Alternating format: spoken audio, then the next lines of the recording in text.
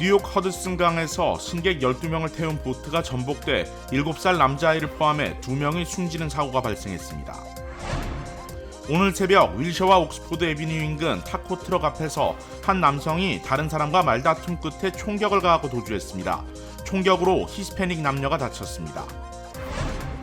550명의 여성들이 우버 기사에게 성범죄 피해를 입었다며 민사소송을 제기했습니다.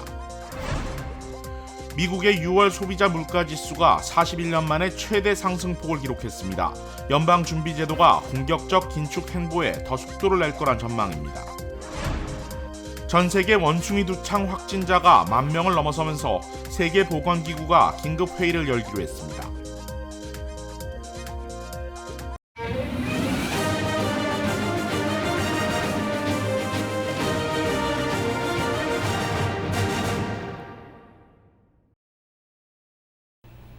시청자 여러분 안녕하십니까? KBS 아메리칸 뉴스입니다.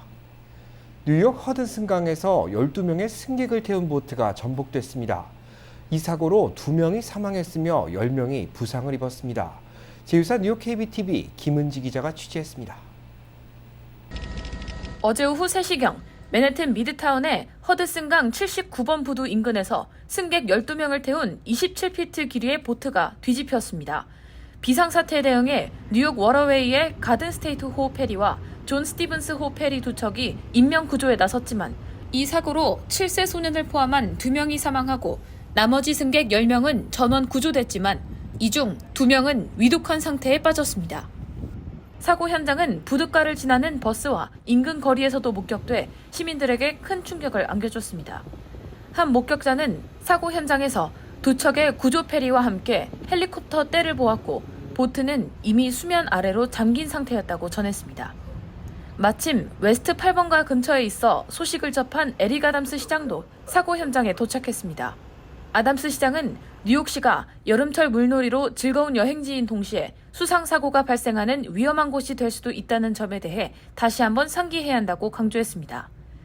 사고가 난 보트는 가족과 친구들이 전세를 낸 개인 소유의 것으로 알려졌으며 전복된 정확한 원인은 파악 중에 있습니다.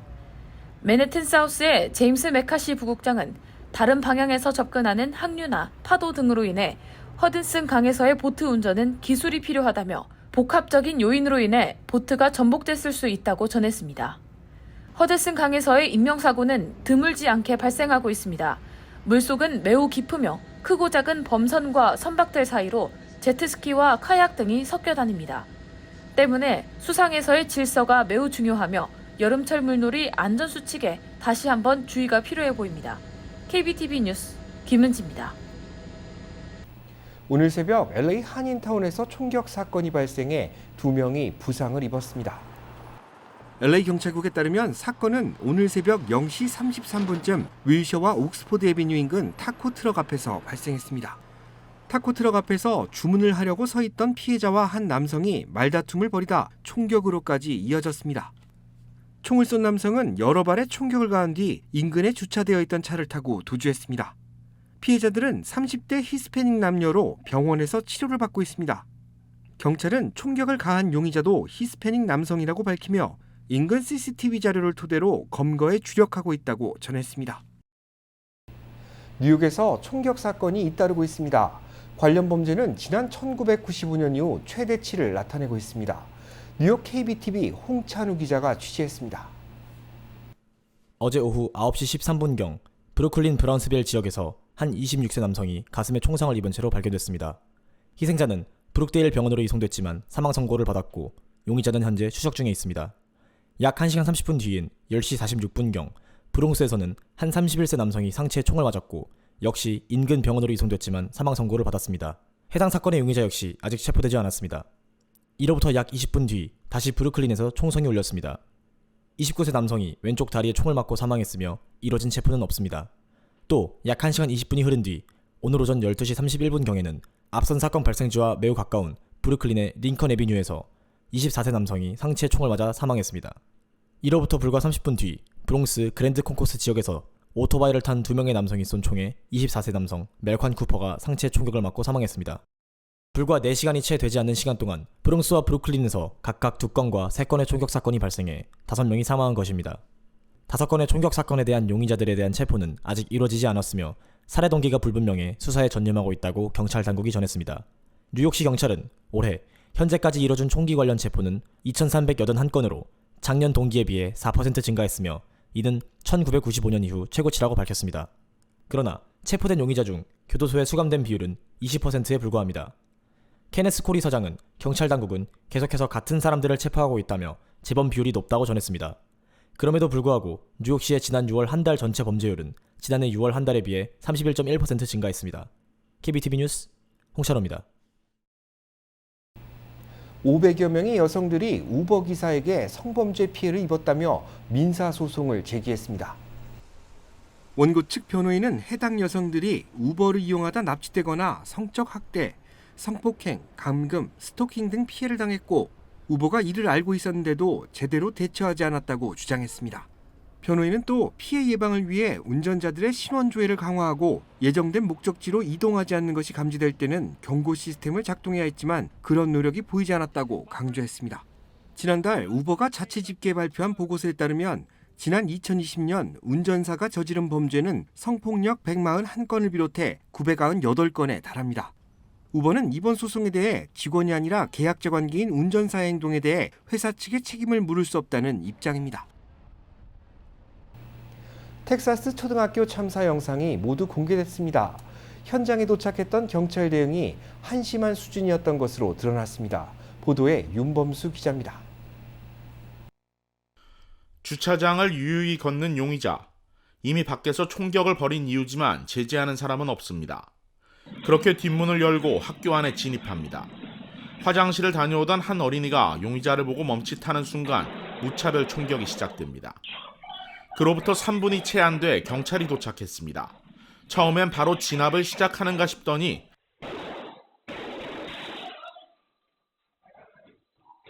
용의자의 총격에 놀라 도망치듯 황급히 복도를 빠져나옵니다.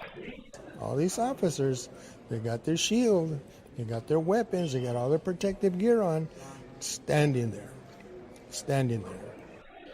경찰이 용의자를 제압한 시간은 12시 50분. 지옥 같은 학살이 시작된 지 무려 77분 만이었습니다. 경찰이 만약 도착 직후에 빠르게 용의자 진압에 성공했다면 총에 맞은 교사와 아이들 상당수를 살리고도 남았을 시간입니다. 해당 영상을 접한 주민들은 다시 한번 경찰의 무능함에 비난 수위를 높이고 있습니다. Just because they tried to go in there, was that good enough? Was that good enough for the people that were bleeding out? That wasn't good enough. 이번 영상은 지역 언론이 입수해 공개한 것입니다. 그동안 검찰은 잔혹성과 함께 사건 조사가 진행 중이라는 이유로 해당 영상을 공개하지 않아왔는데 영상 공개 이후 과실을 은폐하거나 축소하려는 의도 때문이 아니었냐는 비난이 커지고 있습니다. KBS 뉴스 윤범수입니다. 6월 소비자 물가지수가 발표됐습니다. 지난해보다 9.1%가 올라 41년 만에 최대 상승폭을 기록했습니다. 한보경 기자가 보도합니다. 미국의 6월 소비자 물가지수가 1년 전보다 9.1%가 상승했습니다. 월스트리트 저널 등이 내놓은 예측치 8.8%를 넘어섰고 1981년 이후 41년 만에 최대치였던 5월의 8.6%보다도 상승폭을 더 키웠습니다. 한 달 전 대비로도 1.3%가 올랐는데 역시 예상보다 큰 상승폭입니다. 가장 많이 오른 건 에너지로 1년 전보다 42%가 급등했고 식품 가격도 10% 넘게 올랐습니다. 이달 들어 국제 유가가 하향 곡선을 그리면서 이달 물가 상승률은 6월에 비해 주춤해질 가능성이 제기되고 있긴 하지만 추세에 영향을 줄 정도는 아닐 거라는 게 전문가들의 중론입니다. 무엇보다 가격 변동폭이 큰 에너지와 식품을 빼고도 5.9%가 오른 데다가 소비자 물가지수의 3분의 1가량을 차지하는 주거 비용도 급증하고 있었습니다. 이제 관심은 2주 후에 열릴 연방준비제도의 통화정책회의 결과에 쏠리고 있습니다. 어제까지만 해도 0.75%포인트 금리 인상이 거의 확실시됐는데 9%를 뚫은 소비자 물가 상승률이 발표되면서 1%포인트 인상 시나리오가 급부상하고 있습니다. 연준의 통화정책을 예측하는 시카고 상품거래소 페드워치 데이터를 보면 이달 회의에서 연준이 금리를 1%포인트 인상할 가능성은 80%를 넘어섰습니다.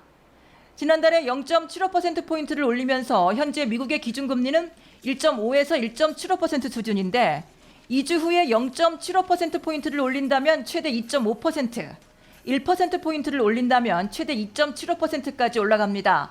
뉴욕에서 KBS 뉴스 안보경입니다. 강도 높은 인플레이션이 이어지고 있습니다. 그런데 장년층을 제외한 젊은 층에게는 심리적 압박으로 작용하고 있다는 분석입니다. 김경일 기자입니다. 높은 물가의 원인으로 수요와 공급, 양 측면 모두에서 찾아볼 수 있습니다.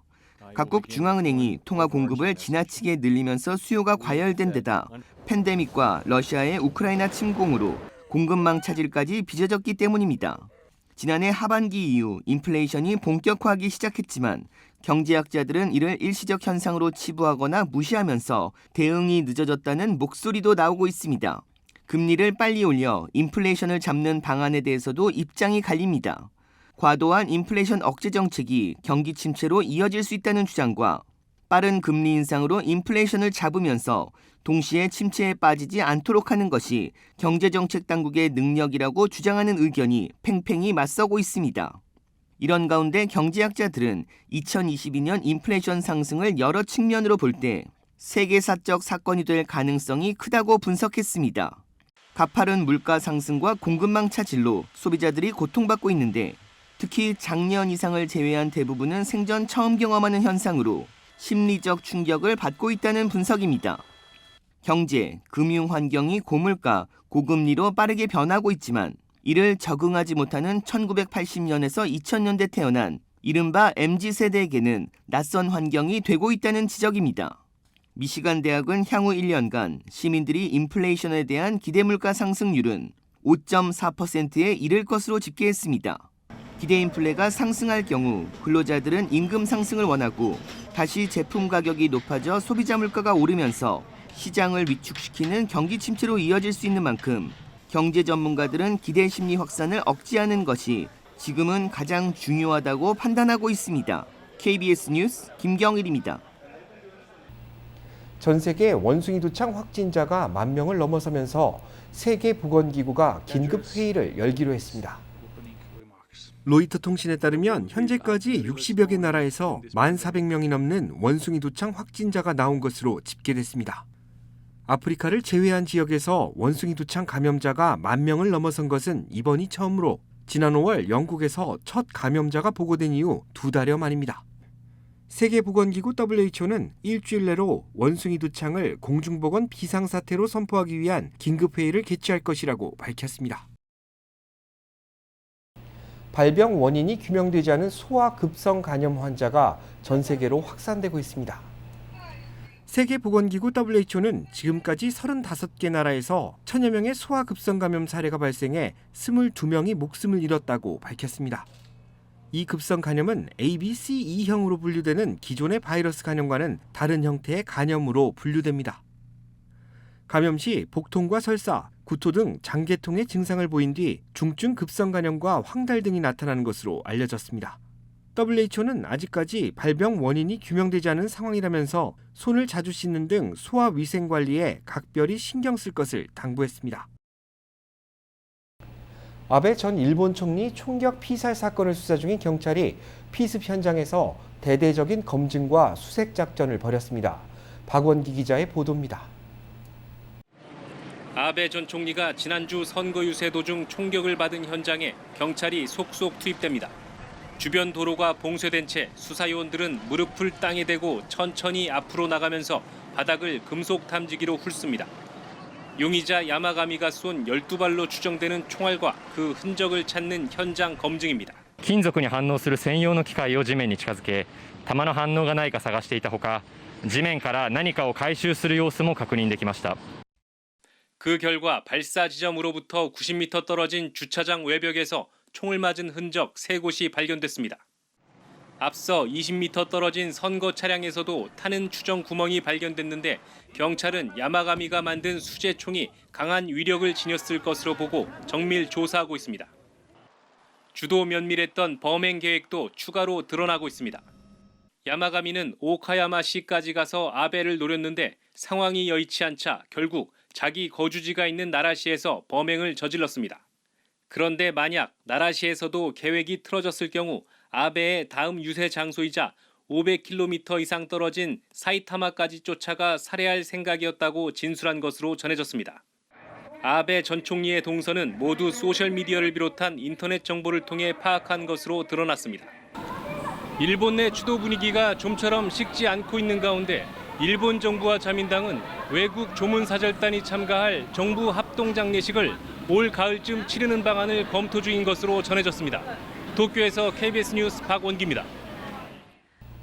러시아군이 또 민간인 거주 지역을 로켓으로 공격해 5명이 숨진 것으로 확인됐습니다. 보도에 김귀수 기자입니다. 우크라이나 정부는 러시아군이 남서부 요충지 미콜라이우주에 로켓을 발사해 민간인 5명이 사망했다고 밝혔습니다. 이 공격으로 병원과 주거 지역이 피해를 본 것으로 전해졌습니다. 지난 10일 러시아군 로켓 공격을 받은 차시우야르 아파트 단지에서는 사망자가 43명으로 늘어났습니다. 이에 맞서 러시아 측도 우크라이나군의 폭격으로 도네츠크에서 민간인 3명이 숨졌다고 밝혔습니다. 돈바스 지역에서 러시아군의 공세가 계속되는 가운데 우크라이나는 협상을 위해 영토를 양보할 생각이 없다는 뜻을 분명히 했습니다. 평화 협상이 진행되지 않는 건 러시아의 공격 때문이라고도 했습니다. Definitely, we are planning and preparing full liberation of our territories, and I will be optimistic when I see Ukrainian flag raised in Kherson again. 한편 러시아의 흑해 봉쇄로 막혀있던 우크라이나 곡물 수출길이 곧 열릴 것으로 보입니다. 튀르키예 수도 이스탄불에서 열린 관련 회담에서 러시아와 우크라이나는 흑해 항로의 안전보장 조정센터 설립에 합의했습니다. Российской делегацией подготовлен и представлен на рассмотрение пакет предложений по скорейшему практическому решению данного вопроса. 대표단은 세부 사항 논의를 위해 다음 주 튀르키예에서 협상을 재개하기로 했습니다. 이에 따라 흑해를 통한 우크라이나 곡물 수출이 재개될 가능성이 커졌고 세계 식량난도 어느 정도 해소될 것으로 보입니다. 베를린에서 KBS 뉴스 김기수입니다. 경기 침체 우려가 높아지면서 기업들이 신규 충원을 중단하거나 직원을 줄이는 경우가 늘고 있습니다. 마이크로소프트는 전략적 재정비를 위해 1000여 명의 직원들에 대해 해고를 통보했습니다. 이는 지난 2017년 이후 5년 만에 이뤄진 해고입니다. 그동안 꾸준히 인력을 늘려왔던 구글은 채용 속도를 늦출 것을 결정했고 메타는 채용 목표치를 축소했습니다. 전기차 업체 테슬라는 전 직원의 10% 감원을 목표로 정리해고를 준비 중이며 리비아는 오는 15일 사업 축소와 감원 계획을 공식 발표할 계획입니다. 이와 함께 배달 전문 스타트업 고퍼프도 직원의 10%인 1,500명을 줄일 방침이라고 밝혔습니다. 기업들의 이 같은 고용 축소는 경기 침체가 심화될수록 더 늘어날 것이라는 전망입니다. 마이크로소프트의 공동 창업자인 빌 게이츠가 자선 사업 강화를 위해 200억 달러, 한화로 26조 원을 추가 기부하겠다고 밝혔습니다. 게이츠는 오늘 트위터에 올린 글에서 더 많이 기부함으로써 사람들이 겪고 있는 고통을 덜 수 있고 보다 건강하고 생산적인 삶을 살 기회를 제공할 수 있게 된다면서 이달 안에 200억 달러를 기부하겠다고 밝혔습니다. 또 앞으로 자신과 가족에게 쓰는 돈을 제외한 모든 재산을 재단에 넘길 계획이라고도 밝혔습니다. 게이츠는 빌 앤드 멀린다 게이츠 재단에 기부할 계획인데 200억 달러를 추가로 기부하면 이 재단에 대한 총 기부금은 약 700억 달러로 늘게 됩니다. 한국 서예와 수묵화 분야에서 활발하게 활동 중인 박대성 화백의 전시회가 LA 카운티 미술관에서 열립니다. 박시문 기자가 취재했습니다.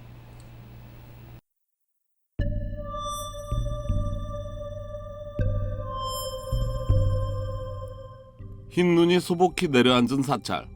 유네스코 세계유산으로 지정된 불국사의 설경을 그린 산수화입니다. 눈 덮인 사찰의 평온과 고요를 부각시키기 위해 가든 붓으로 세밀하게 묘사한 이 작품에 미국인 관람객들도 눈과 마음을 빼앗깁니다. 가로 4.4m의 화폭이 솥싸움판으로 변했습니다. 서로 머릿불을 치받고 맹렬히 싸우고 있는 숫소 2마리. 한국 전통 솥싸움을 그린 대작입니다.